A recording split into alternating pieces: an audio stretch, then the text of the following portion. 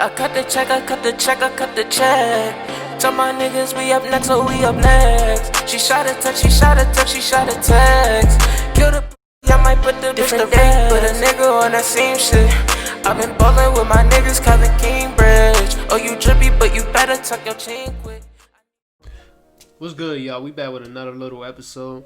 Today I just want to talk about real quick. Just want to talk about who I think is the winners of this offseason.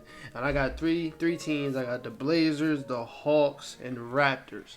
I didn't want to talk about the Lakers because I felt like that's my team, so that kind of would have been biased. But they obviously a winner. I can talk about that for a little bit. First off, we traded Danny Green, got rid of that $15 million contract, and I kind of feel bad for him, but he went to a good spot. He got traded to OKC, but then got traded to Philadelphia, where he's going to play the same role he played with us. But you know the hate that he got after the championship, it's kind of uncalled for. But yeah, we substitute him with Wesley Matthews, who had a decent season last year. He was kind of just like Danny Green in the playoffs. He didn't really have a great playoffs at all as far as defense or three-point shooting. He really didn't have a great playoff, but I mean, I guess it's an upgrade over Danny Green. He does have better defense than Danny Green. He had a really good game against Harden last year. It was a really good game against LeBron the first game they played last season. So I like that Wesley Matthews signing. And then obviously we got Montrezl Harrell. That was kind of a head scratcher because he was just on the Clippers. Clippers and Lakers supposed to hate each other. Then you bounce ship. And you know what that is? It's obviously because him and LeBron and AD, they signed to the same, I don't want to say label. I want to say, I think it's sports agency. Clutch Sports, they signed to the same, whatever it's called. They signed to the same thing. So I guess they recruited him heavy to pry him away from the Clippers, and he liked it. And I know that's going to be heated when we play the Clippers, and they got to see that, man, because they were just on the same team. And it was kind of like some KD stuff, but it's Montrezl, KD. You're not going to get that much hate like KD got because you're nowhere near on KD's level. But it's exactly like that. That's one thing you're not supposed to do. You're not supposed to jump ship like that. Like if Rondo would have went to the Clippers, it would have been bad, but it wouldn't have been that bad because the Lakers won.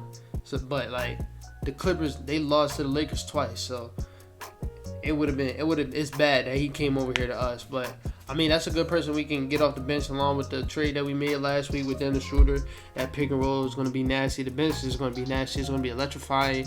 I don't see him closing games next to AD. I don't like that, but that's going to be a great bench.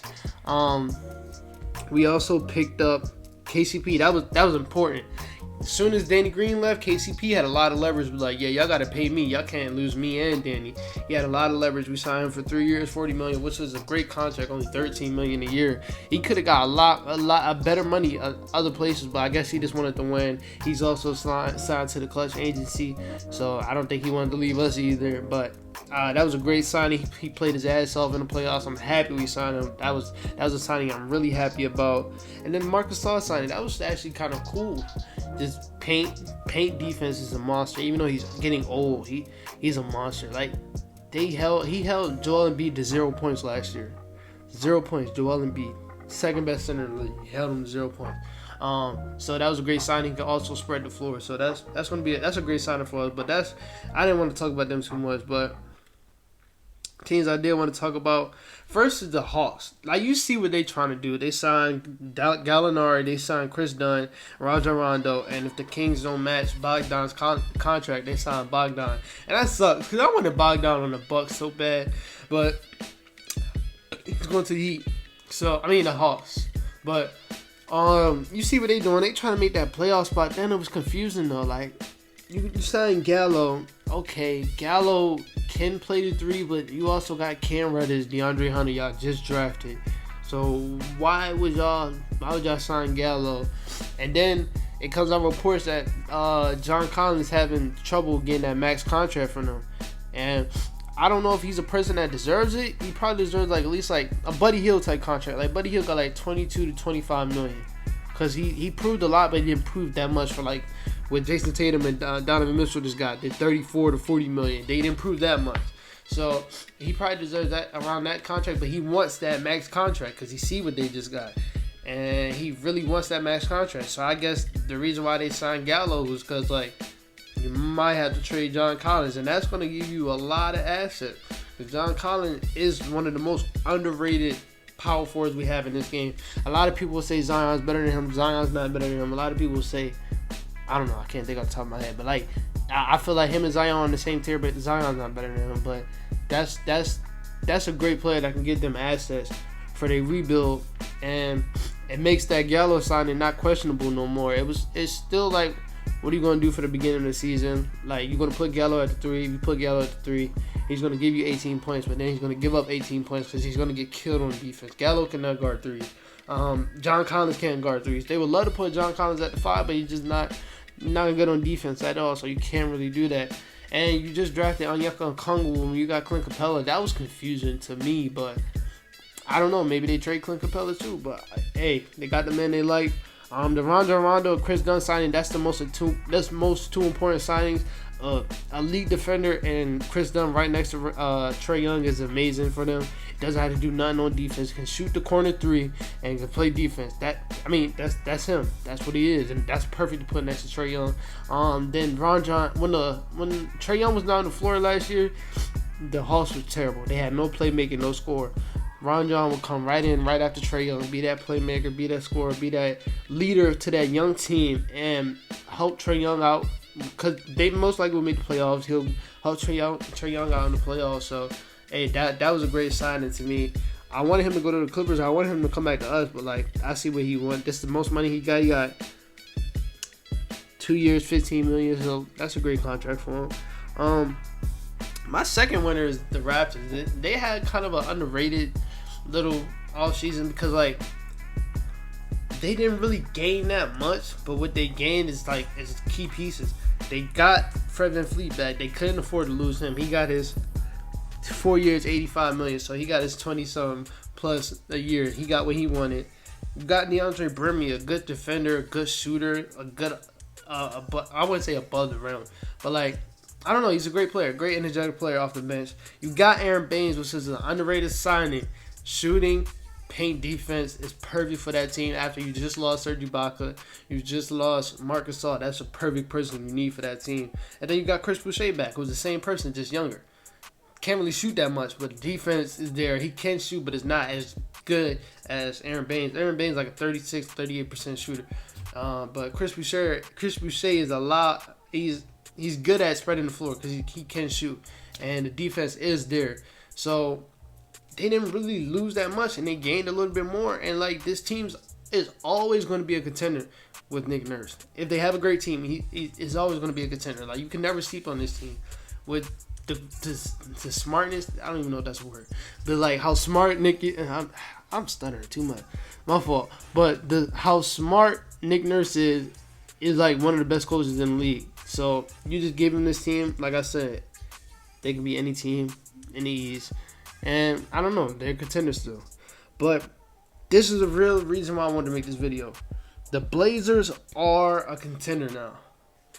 You already have Dame, you have CJ, you got Yusuf Nurkic, you got Zach Collins, you got Gary Trent, you got Anthony Simons. Like, that's a good little core you got. You add Rodney Hood back, who missed a whole year with a torn Achilles. I'm happy he's back. You add him back. You add Derrick Jones back. You add Robert Covington back. You add Melo. You add Harry Giles. Those are the perfect signings for that team. Let me tell you why. What the Blazers have been wanting for so long, since Dame has been a superstar, the Blazers always wanted a 3-and-D wing. They have one of the best 3-and-D wings in the league right now. Robert Covington is one of the best 3-and-D wings. Person that can play 1 through 5, shoot the lights out of the ball, and doesn't need the ball to be effective. That is the perfect person next to Dame and CJ. And I don't know if he's going to be playing the 3 or the 4, but it doesn't matter. He can play 3 through 4, 3 through 5 most likely, because he played 5 last year next to PJ Tucker. They alternated on that position, so he can play 3 through 5. He can guard 1 through 5. Elite defender. So that was the perfect person. And you back that up again, Derrick Jones Jr., a person that's a long defender, can shoot the ball, doesn't need the ball at all, but is another 3-and-D wing like they needed. That's 2 great defenders and shooters that you put next to Dame and CJ. Then you add Melo, who's going to do his thing, get his points, get his rebounds. probably coming off the bench this season. I think they really wanted to give that spot to Zach Collins last year, but he kept getting hurt, so I think he's going to start this year. And then you got Harry Giles. They also got Enes Kanter. So you got those two. Harry Giles is a playmaking big that can also spread the floor, can run the floor, sticks good defense. He can also come out off the pick and roll and guard a guard if he wants to, like a shooting guard or a point guard. He can go guard one of those two. And I don't know, he's a great player for this team. That's a really underrated signing throughout the whole free agency. And I hope he gets a bigger role than Enes Kanter, because he is younger and he's only 22. People forget how crazy Harry Giles was when in high school before he tore his ACL on both legs, something like that. Like, he tore his ACL back to back. Yeah, but before that, you can ask Jason Tatum, who was in that class, De'Aaron Fox, Bam Adebayo. You can ask them who the best player in that class was. They will tell you Harry Giles. Harry Giles is different in high school. Harry Giles, 6'11" point guard in high school. He was different in high school, and he's finally starting to get back into that mold. But all he needs right now is the opportunity. He got a little bit of it with Sacramento, but I guess he wanted some money that they did not want to give him. And I'm happy that he got out of Sacramento. I want everybody to get out of Sacramento. Sacramento's terrible. I'm still mad that they tried to trade Bogdan on the sign and trade without even letting him sign the contract. Like, he didn't even sign it. You can't do that. That's why the NFL is investigating that, because you cannot do that. That's stupid. But I said NFL, NBA, my fault. But like I said, they having a really underrated free agency, and you got a superstar with Dame. With superstars, you create a great team around them. They will take you to the promised land. You got Dame with this team around him. He'll take you to the promised land. This is a top 3 seed in the West next year. I'll put this team over the Nuggets. I'll put this team over the Mavs, Warriors. Those are the only 3 teams I'll put them over. Other than that, you got the Clippers and the Lakers right there. Then I put Portland right there. This is a low-key contender right here. And to me, they win in the offseason right now. And you also add how Gary Trent played in the bubble. So he'll be a great punch off the bench, a good defender, shooter, and create the ball for his own. Create a shot for his own. You got Anthony Simons, who's starting to come into his own, who can also create for his own. And those two electrifying players, then you add Rocco, you add Derrick Jones, you add Harry Giles, and his Cantor. Like, they got a little young bench back there. And you got Melo, Zach Collins. Like, this team is they're gonna be hard to beat in the playoffs next year. And bearing no injuries, hopefully nobody gets injured next season. I'm talking about nobody in the league gets injured, because this is supposed to be one of the best NBA seasons of all time. And it sucks that you start off with Clay getting injured, but like, I feel like we can bounce back. Hopefully nobody gets injured. Nobody gets injured, and we can have this fair playoffs. Nobody's injured. We can have fair playoffs. It's gonna be really fun to watch. But like I said, I feel like the Blazers are a low-key contender. And they did really good in the offseason. The offseason not over, so they can easily add more. But that's it. They have a really deep team. Like I said, that's like, let me name the players: Dame, CJ, Rocco, Derrick Jones Jr., Zach Collins, Yusuf Nurkic, Enes Kanter, Harry Giles, Anthony Simons, Gary Trent. I feel like I'm forgetting somebody. Melo. That's 11 deep of players that need minutes. So this is a really deep, it's going to be an exciting team too. So, like I said, Ronnie Hood, that's 12. Like, that team deep as hell. That team deep. So I ain't gonna lie, I can't wait to watch them next year. Next year gonna be a very exciting year for basketball. Can't wait to watch. But like I said, I don't know when I'm gonna make another big podcast, like a long podcast. These are like little episodes just to bring you back up to speed, like what's been going on. But I don't know when I'm gonna make another podcast.